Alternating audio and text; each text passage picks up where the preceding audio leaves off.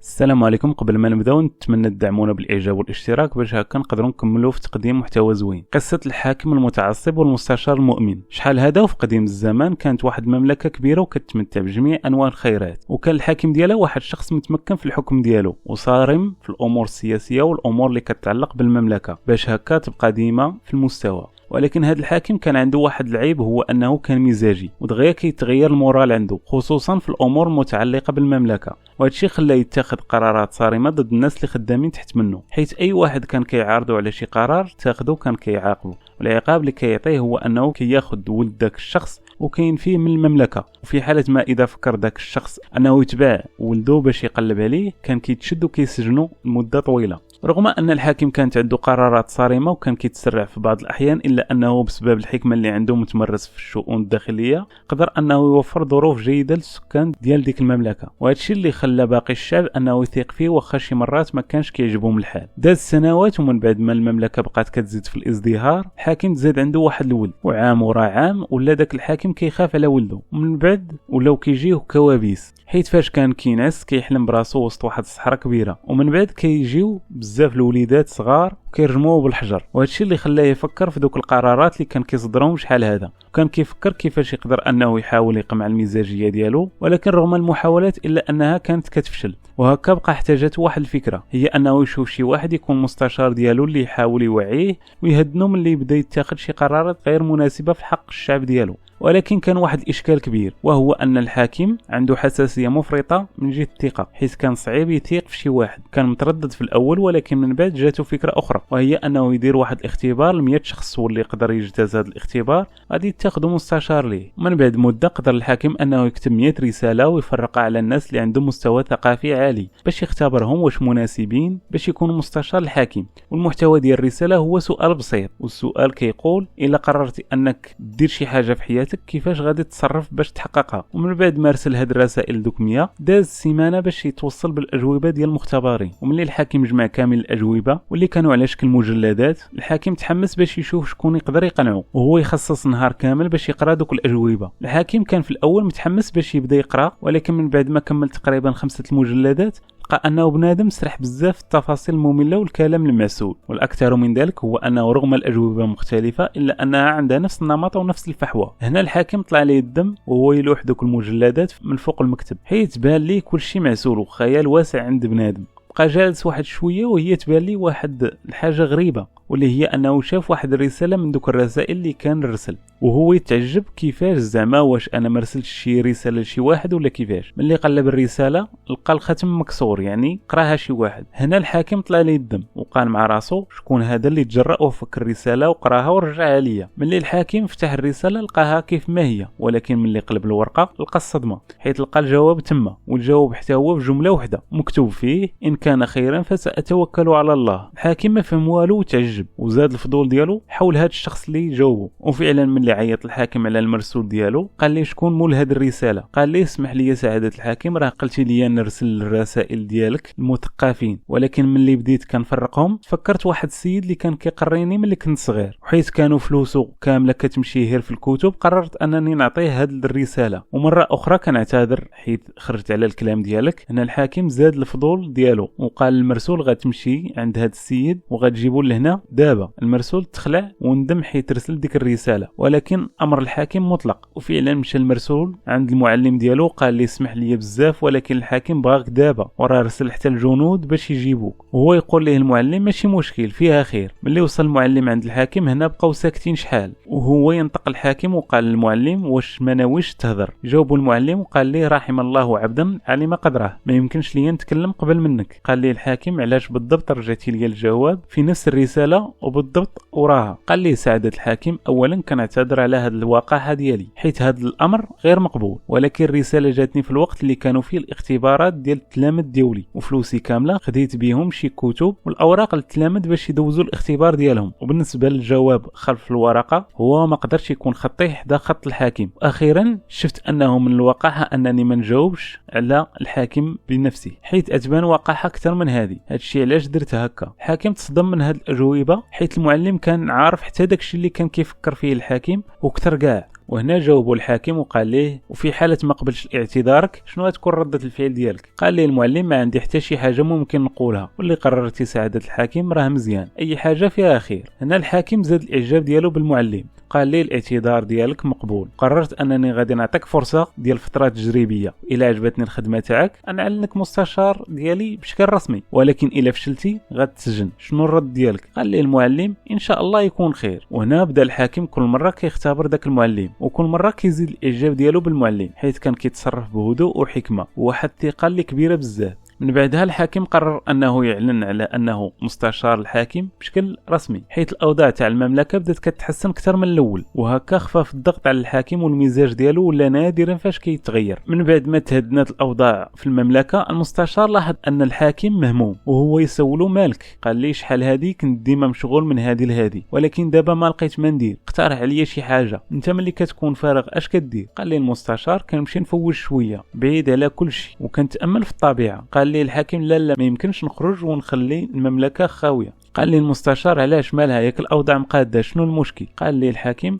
الا خرجنا وتازمت الاوضاع شكون يتكلف ديك الساعه؟ قال لي المستشار راه دائما ما كنفكروا باللي حنا هما اللي متحكمين في الاوضاع وكنساو باللي الله هو مدبر الاحوال. المهم اللي قررتي راه مزيان، سواء قررتي تبقى ولا تمشي تنزه راه ان شاء الله يكون خير. الحاكم تعجب من الهضره تاع المستشار وقرر انه يخرج ويبعد شويه على الضغوطات، ولكن بشرط انهم يمشيو بالتخبيه وما يعرف حتى واحد باللي الحاكم خارج على المملكه. وفعلا خرج الحاكم والمستشار ومشاو خيموا حدا واحد البحيره بعيده شويه على المملكه. هنا الحاكم كيحس بواحد الراحه اللي كان نساها من شحال هادي، وعجبو الحال بزاف، ودوزو النهار الاول زوين. وفي الغد فاق المستشار قبل من الحاكم وعيا ما يفيق الحاكم باش يصليو صلاه الفجر. الحاكم حيت شحال هذا منعس بهذا الشكل ما قدرش يفيق، وهنا قرر المستشار يخليه يرتاح. من بعد ما بدات الشمس كطلع مشى المستشار يجمع شويه الحطب باش يطيبوا الفطور. في ديك الفتره وقع المحظور، حيت الحاكم تسلطت عليه واحد الفعه وهي تعضو في صبعو تاع رجليه. فاق الحاكم مخلوع، وملي شافها الفعه بلا ما يحس قطع صبعو حيت خاف لا يموت، وهكا بقى كيغوت. وملي رجع المستشار كيجري سول الحاكم ياك شي باس ما كاين. هنا الحاكم بقى كيغوت كيقول اش من باس؟ راه قطعت صبعي حيت عضتني هاد الفعه. قال لي المستشار الحمد لله على سلامتك بعدا، يكون خير ان شاء الله. هنا الحاكم طلع ليه الدم ديال بصح، قال لي كلشي بسببك، كون ما انت ما نجيش لهنا، بلاتي حتى نرجعوا للمملكه ونتفاهموا. وملي رجعوا للمملكه اول حاجه دارها الحاكم هي سجن المستشار، والخبار دعت وسط المملكه باللي الحاكم سجن المستشار ديالو. وبدات الاوضاع عاوتاني كتأزم من جديد، ورجع الحاكم كيف ما كان من قبل. ومن بعد عام كامل في الاخير الاوضاع قدرت تهدن، ولكن الحاكم عيا بزاف حيت كان ولف على ان المستشار كيخفف عليه الخدمه. وهنا عاوتاني الحاكم بدا كيفكر في داكشي اللي قال ليه المستشار باش يبعد شويه على الضغوطات، حيت واخا وقع داكشي الا ان الحاكم كان عجبو الحال وفعلا قرر انه يخرج. ولكن هاد المره دا معاه الجنود ديالو باش ما يتفرقوش عليه، وهاد المره قرر انه يمشيو للغابه باش يصيدوا. من بعد ما وصلوا للغابه بدا الحاكم كيصيد، ولكن كان عنده واحد الشعور في شكل، حيت ما حسش بديك الراحه اللي كان حس بها ملي كان غير هو والمستشار. هنا الحاكم اكتشف باللي ان الجنود ديما لاصقين فيه بحال الظل، وهادشي هو اللي خلاه في نفس الجو ديال المملكه، داكشي علاش ما قدرش يرتاح. من بعد قال للجنود ديالو صافي نتوما سيروا تغداو وارتاحوا شويه، انا غادي نتمشى حداكم شويه. ملي بدا الحاكم كيتمشى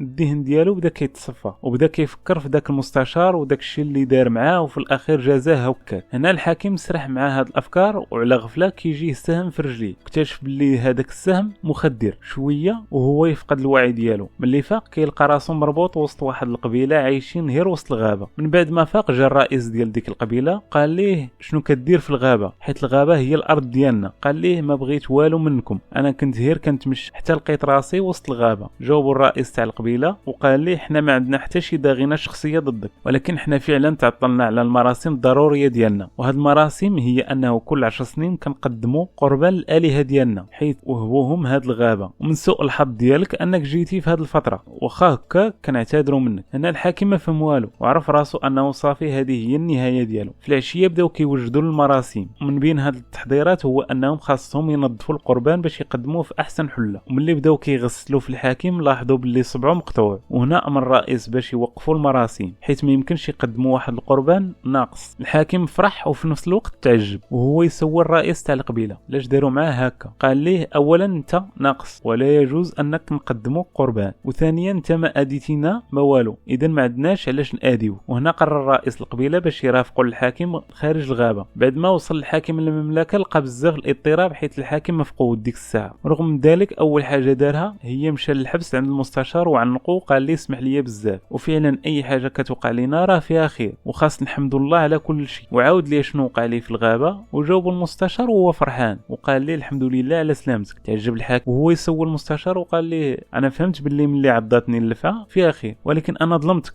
وسجنتك، اش من خير فيها؟ جاوب المستشار وقال لي تخيل كون مشيت معاك غيشدونا بجوج، والى لقاوك ما كاملش اي ياخذوني انا في بلاصتك. هنا زاد تاكد الحاكم انه كل شيء فيه خير، وبلا ما يشعر قال المستشار عقلتي على الجواب اللي عطيتيني اول نهار؟ قال ليه ان كان خيرا فتوكل على الله. قال ليه هو هذاك. قال ليه واخا دوك سكان الغابه كانوا غاديين يقدموني كقربان راهم مزيانين وخاصنا نعاونوهم حيت هما كيعبدوا الهه اخرين، وخاصنا نوجهوهم للطريق الصحيح. بلا تردد وافق المستشار على اقتراح الحاكم، وفعلا بعد مده جمع الحاكم الجيش ديالو وتوجهوا للغابه. وملي وصلوا قرر الحاكم انه يدخل وحده، وصل الجنود ديالو باش يتسناو خارج الغابه. وفعلا دخل الحاكم ووصل للقبيله وطلب منهم انه يشوف الرئيس تاع القبيله، ورافقوه حتى لعنده وسولوه قال ليه علاش رجعتي؟ قال ليه اولا بغيت نعرفكم على نفسي، انا حاكم واحد المملكه وجيت نشكركم حيت طلقتوني المره اللي فاتت، حيت كان في امكانكم انكم تقتلوني ولكن ما درتوهاش. وهو يقول لي الرئيس ما كاين لاش تشكرنا، وشنو المطلوب دابا؟ قال لي عارف انكم مزيانين ولكن راه بغيت نقول لكم باللي راه كاين غير اله واحد اللي هو الله، هو مدبر كل شيء، وانه راه ما كاينش شي حاجه سميتها الهه اخرى. هنا الرئيس تعصب وحتى الجنود ديالو بداو كيغوتوا، وقال للحاكم اي واحد جرأ وهضر على الالهه تاعنا غادي يموت، واخا يكون حتى حاكم ما كيهمنيش. حتى وصلت الصوت ديالهم الجنود على برا ديال الغابه. هنا جنود الحاكم قرروا انهم يدخلوا للغابه حيت خافوا على الحاكم. هنا حاول الحاكم يشرح للرئيس باللي راه ما كاين لاش هاد الخصومه، واقترح عليهم انهم يجيو يسكنوا في المملكه، ولكن الرئيس ما بغاش. وفجاه هنا دخلوا الجنود ديال الحاكم على القبيله، هادشي اللي خلى كل شيء في حاله تاهب والاوضاع تازمات. وهنا الحاكم غوت على الجنود ديالو قال لهم يا قلت لكم ما تدخلوش حتى نقولها لكم. هنا الرئيس عرف باللي الحاكم جا معول على الحرب وصدر الاوامر للجنود ديالو باش يقتلوا الحاكم والجنود ديالو. وفي اللحظه اللي بداو سكان الغابه الهجوم ديالهم